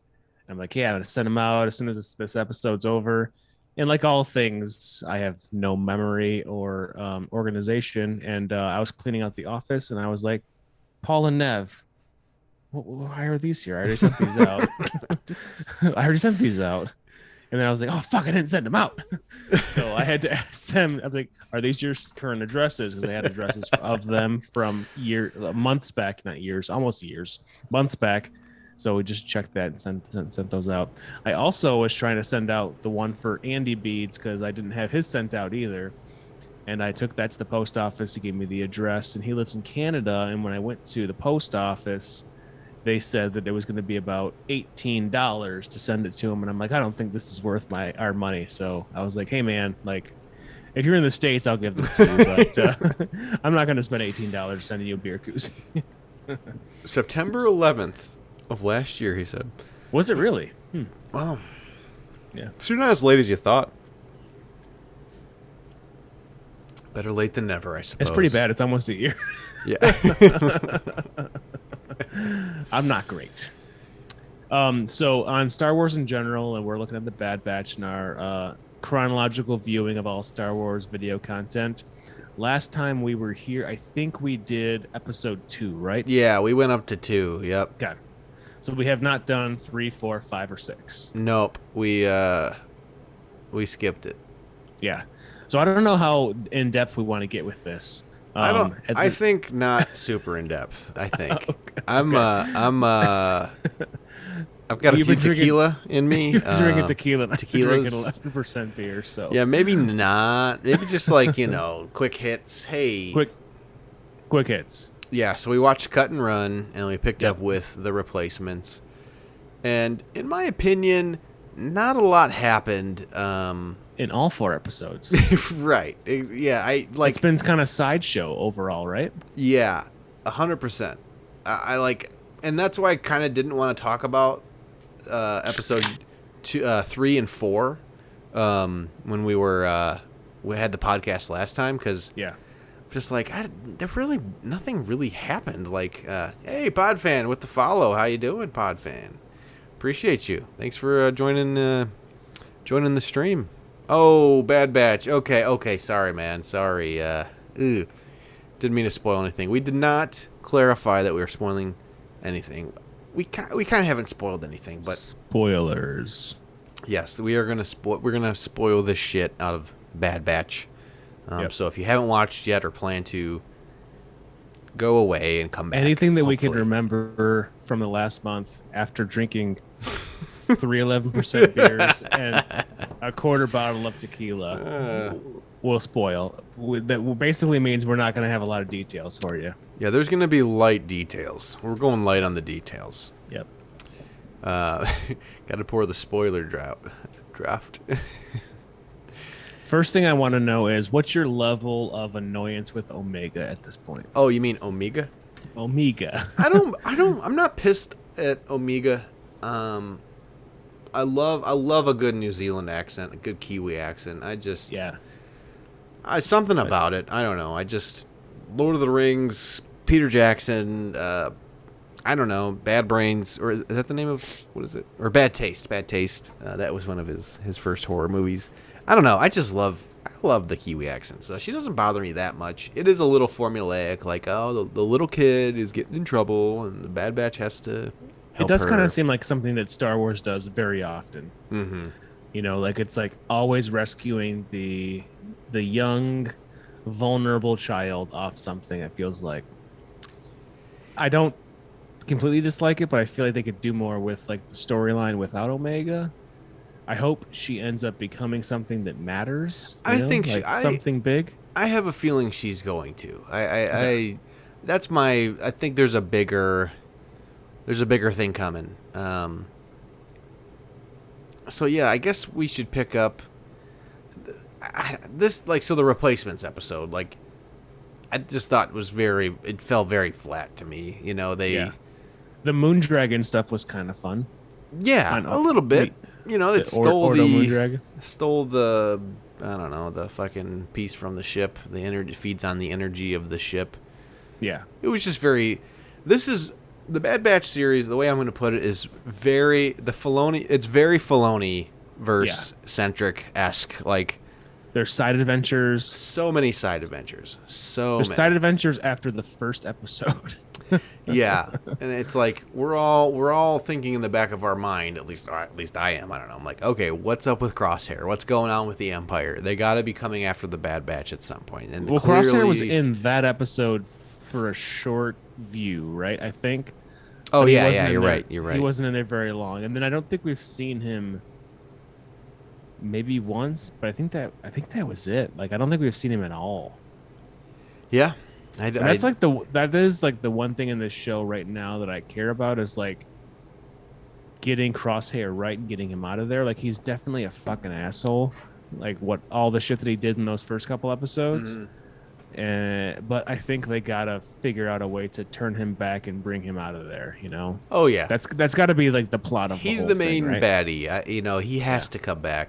And He's got skulls on his helmet. Yeah.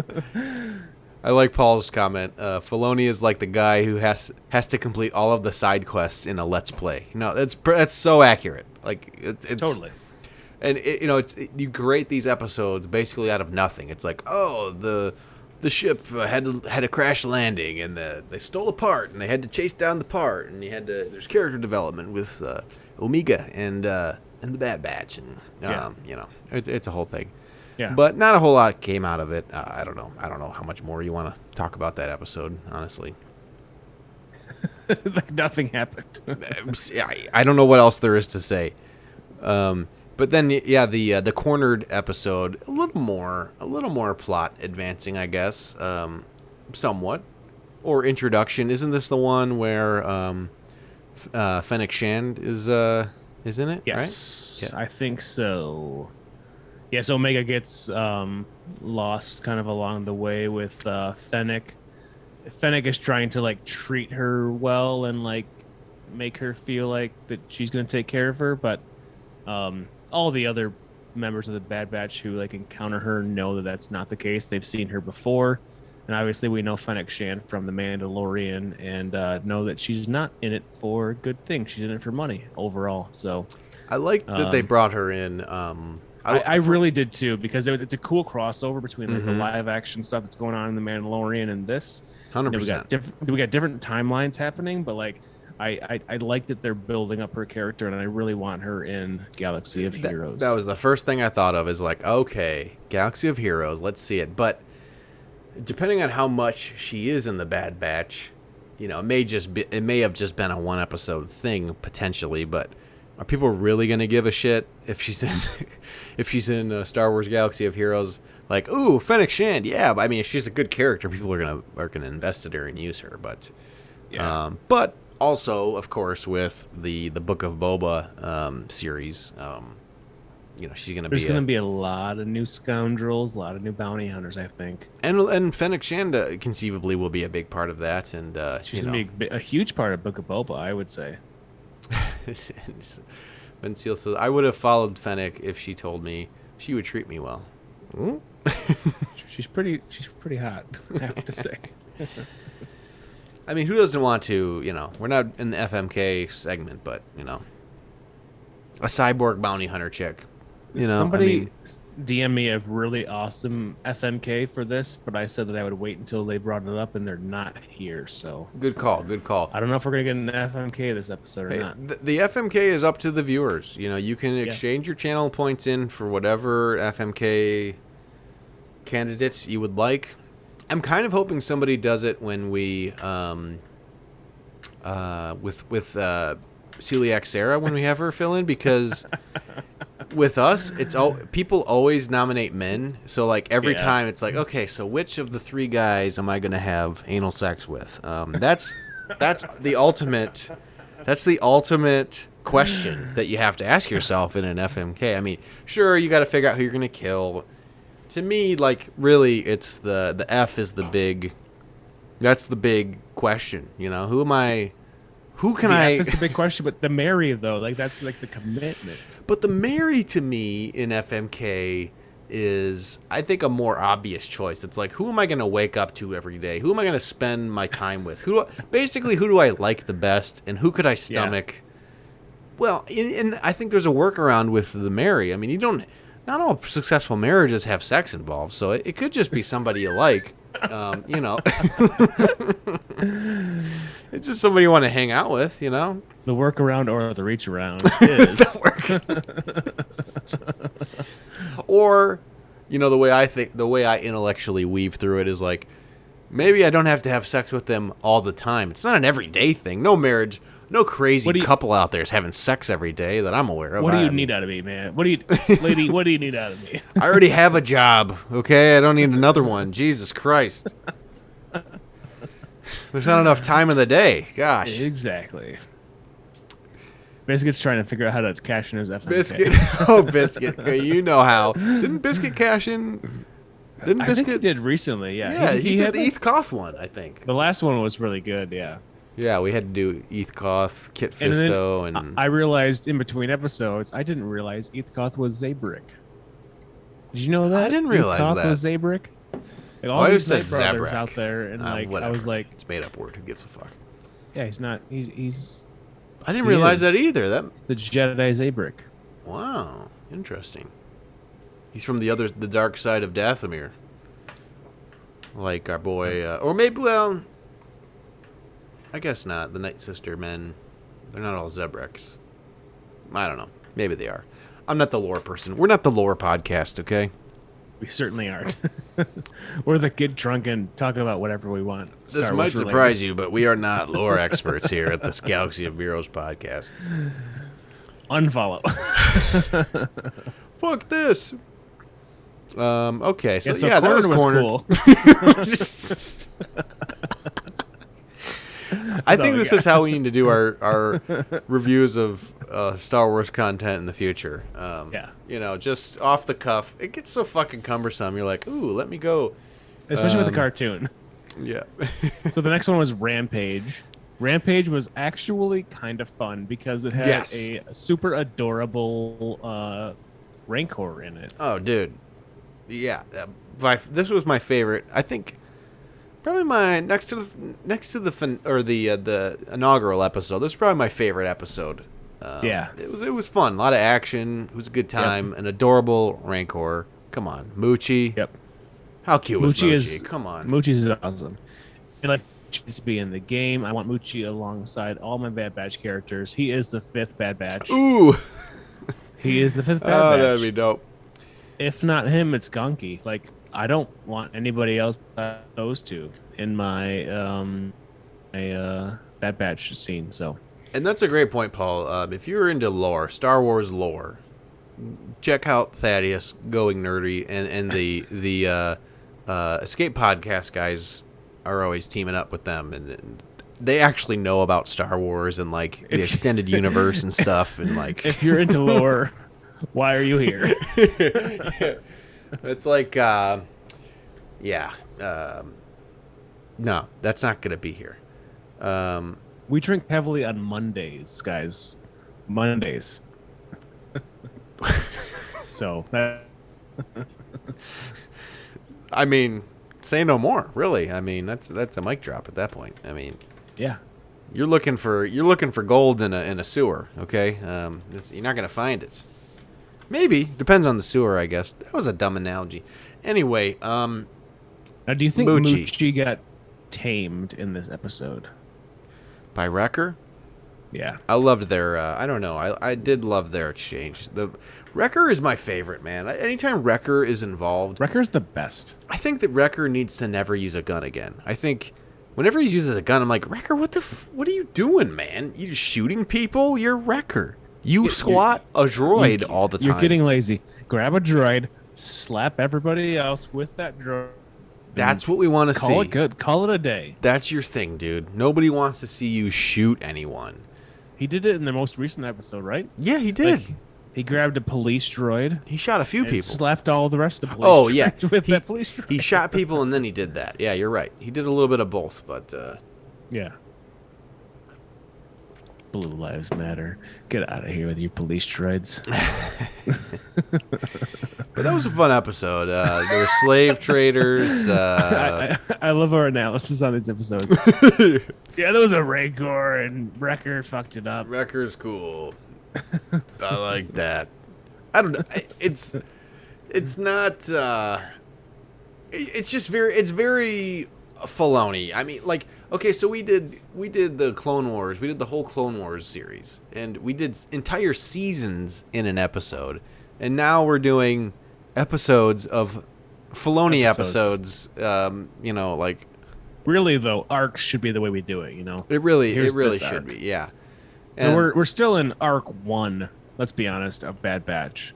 Yeah, they haven't really accomplished much. No, they've accomplished jack shit. They've made some contacts and managed to not get captured by the Empire yet. And I really don't know where they're going with it, because the plot. I keep coming back to it. The plot is rescuing Crosshair, getting him out of this shit. He's one of your guys. You can't leave him there. For the Empire to take advantage of him. I think he's long gone at this point. You think he's long gone? I think they can. They cranked up that inhibitor chip. He's inhibited as fuck, man. I think the end of the season they're gonna rescue him. They're gonna be able to like turn it back, and then they're gonna get him back into the sequence. And I think Crosshair will be the 5th member of the Bad Batch, and he'll be light side. I don't think he's gonna be dark side. I wouldn't have expected that. Maybe Tech works some magic. Yeah. Like, I don't know where Omega's going to go in this whole thing. Honestly, at this point, I'm going to give a shit. Omega. But, Omega. Yeah, Omega. But I feel like Crosshair is like a vital part of the team, and I think they'll get him back somehow. They do always, like, I do like how, that would make sense. Like, they're always so bummed out, like, when they mention Crosshair, you know? They're like, oh, that's Crosshair stuff, you know? Or, like, they're talking about his personal effects and his bunk and things, and like there's a deep love there. Obviously, you know, you've done countless missions with one person, and then they're just gone. You know, As Omega said, Crusair. How do you say Crusair? Crosshair. I don't know. Crosshair. It's a difficult accent because I can't do accents in general, but especially in New Zealander accents. E's become I's, so it's Omega. Or you say like Flight of the Conchords. There's a classic episode where they there's a guy named Brett, and they're talking about if he did something or not. And he's like, Brit is did, because instead of saying dead, they say did. Did. And he's like, he's did? No, yeah, I'm saying he did that or whatever. I don't know. There's like, it's like a, you know, who's on first kind of thing. That was a terrible recap of Flight of the Conchords episode. You're welcome, guys. It's great. And I like Vince Neil. Next I hope all episode, of you are following what we're talking about. You know, this is the same kind of content. If you just, you know, talk to a homeless guy, your local homeless guy, it wouldn't be very much different. You know, if you started sparking up conversation about Star Wars, it would look a lot like this. You know, it's not. I want to talk to my local homeless guy, but I don't have any money. So Galaxy of Beeroes it is. Yeah. Hey, we're here for you. All right, so we're on Decommissioned. What did you think of the Mertese entanglements? The Mertese sisters. Oh boy, they were in this. Well, I love that. Filoni heard the community, and he listened and he delivered. He listened and he was like, "Fuck you guys! I'm putting the Martez sisters back in this." I'll be honest. I was watching this today for the first time. I was busy this weekend. I couldn't watch it earlier. And I honestly kind of enjoyed them in this episode until the last scene.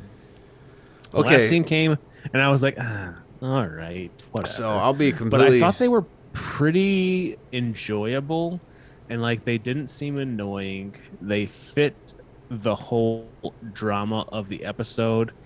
They helped the Bad Batch crew out. They helped Omega out, and I didn't think that it was out of place. I thought that it was cool. I'll be completely honest. So I've only watched this episode once. You know, the Galaxy of Beeroes podcast is not the lore podcast. We're not even the coherent thought podcast, but we are an honest podcast. You know what? We're the drink 11% beers in a row podcast. We are. And follow it up with tequila. And I'll be honest, I watched this once, and it was with my son, who was trying to eat his lunch, and my wife was trying to talk to me the entire time. So there wasn't much of it that I saw. I saw the Martez sisters, and audibly was like, "Oh no!" But you know, no, I thought they were good. It was, you know, I liked the ending where I'm curious to know who because they report back kind of like what happened. Like, oh, we helped the Bad Batch.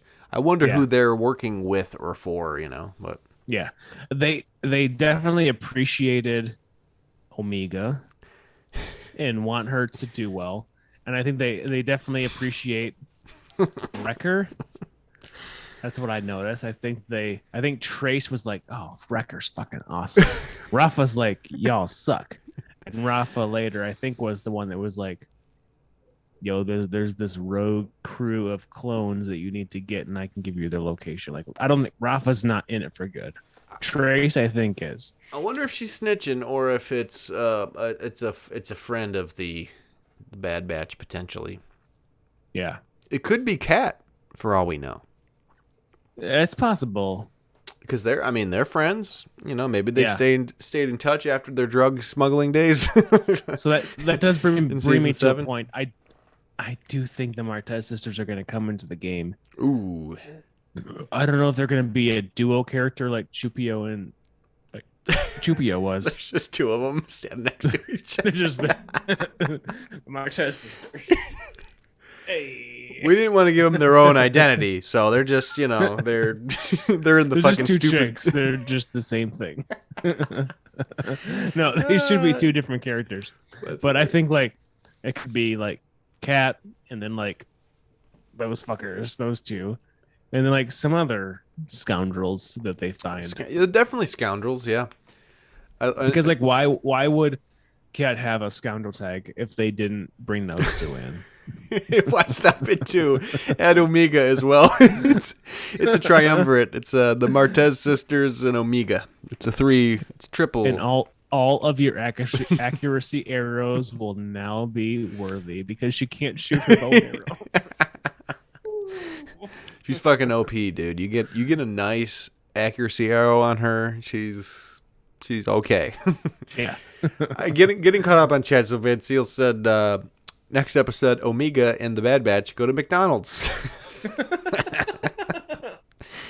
Rogue said that he had the exact same conversation at the bus stop with Larry, our local homeless man. This is our Lost in Train of Thought podcast. You're absolutely right. You're absolutely right about that. And Doofine said, not even a coherent thought podcast is my favorite description ever. That's pretty accurate. Would female drug dealers in Star Wars be called Spice Girls? Nice. Yes, that would be a perfect name for them in Galaxy of Heroes. And there's no debate on if we wouldn't call them the Martez sisters. We definitely would call them the Spice Girls. Omega's the baby spice. We should get a Spice Girls tag. I think that's appropriate, right? I mean, I think so. Yeah, it's a subset of smugglers. I think it makes sense. 2 more characters to feed to the Rancor. All right, FMK. Ginger Spice, Baby Spice, Hot Spice. Darky, you're on the podcast. You have to attribute them first to a Star Wars character. You're breaking the rules here, okay? Yeah, I can't. Yeah, you're on the podcast, and those are not Star Wars characters. Those are pop stars from the 1990s. They can be Star Wars characters. We can attribute Star Wars characters to the Spice Girls. They're loosely connected. And one thing I just want to say about Twitch, this comes out of nowhere. I'm on my soapbox. I cannot stand it when other content creators read chat. I'm tequila buzzed, if that's not apparent. Are you tequila? And I read a few of those comments pretty well. I represented what they were saying pretty well. I cannot stand it when content creators read the comments and they fuck up what the people say. Like, they'll just skip a word and they just make the person who wrote something sound like a complete moron. Like, they'll just skip a word. They'll be like, yeah, that like, me want read it right. It's like, not that hard. It's like just insulting. Okay, if you insist on reading what chat is saying, like, can you fucking read all the words at least? Like, and granted, yeah, sure, some people do have typos, but come on. Anyway, that drives me fucking crazy when people do that. What are you doing, man? You're making me look like an idiot. I'm commenting on your stream, and you make me sound like a caveman or like somebody whose English is like their 5th language or something like that. Yeah. Van Seal, yep, this is the only place I don't sound like a jackass. You could get away with a DUI test if only reading was a requirement. You're right, exactly. If they asked me to do the alphabet backwards, oh man, that would be. Are you stupid? Why would I need to read the alphabet backwards? Nobody needs to know that. I would fall for the trick and say, listen, man, I can't even do the alphabet backwards if I didn't drink. Yeah, right, exactly. Yeah, so I would. He'd be like, "All right, you're coming to the slammer. All right, get in my car, asshole." I'm not gonna say what you want me to say because I know you know what you want me to say. I know my rights, man. I know my rights. Just say that. I know my rights. Get out of Malibu, hard meat. Get out of Malibu. All right. Well, we ended with Lebowski quotes. So get out of Malibu, Lebowski. Deadbeat. And get out of my beautiful beach town. Lebowski's on Netflix now, so if anybody wants it really? to, it is, dude. It is. But you know what's sad though? They're getting rid of Portlandia on Netflix. I'm not that sad about that. I gave up on that show too soon. Oh, no, and I forgot about it. So, all right. Well, let's end this fucking thing. I think we definitely can't do any more coherent thoughts on the. Right. We couldn't have done that to begin with. We have pre-beverages. reached So. our limits. Well, guys, thank you for tuning in. We appreciate it. That was fun. I had a lot of fun. Hopefully, you guys had fun. Did you have fun, Dark? You seem like you had fun. Me too. I'm real drunk. Hit us up on the social medias. Yeah. Oh, dude, Doofy, don't drink and hyperdrive. Thank you for coming to the stream. We love the hell out of doing this. This is wish we could do it weekly, but real life shit. Yeah. Let's raid somebody. We forgot to do that recently. We forgot to raid somebody. We weren't even like. We just ended the stream. Brick hard raid. Oh, thank you, Van Seal. Appreciate that. We gotta have Van Seal. We gotta have you on soon. Yeah, we should definitely have Van Seal. We're putting you on the spot. You can drink your White. He drinks White Claws. Do you want to drink White Claws? I'll fucking drink White Claws. We're gonna drink White Claws with Van Seal soon. Yes, I think that's gonna happen. If you want to come on, I mean, no pressure, But there's 6 people watching this that are gonna come after you if you say no. All right, so who do you want to raid? We've got Gridden. We've got Fisk. Gridden had some good videos that I've watched recently. Let's raid Grid Daddy. Let's do it, guys. He's helping me with my Slacker event. He's gonna do it. Van Seal's gonna do it. You guys heard it here first. Yeah, man. We will talk. I'm on the Gambit server, so we'll get on Discord and we'll communicate.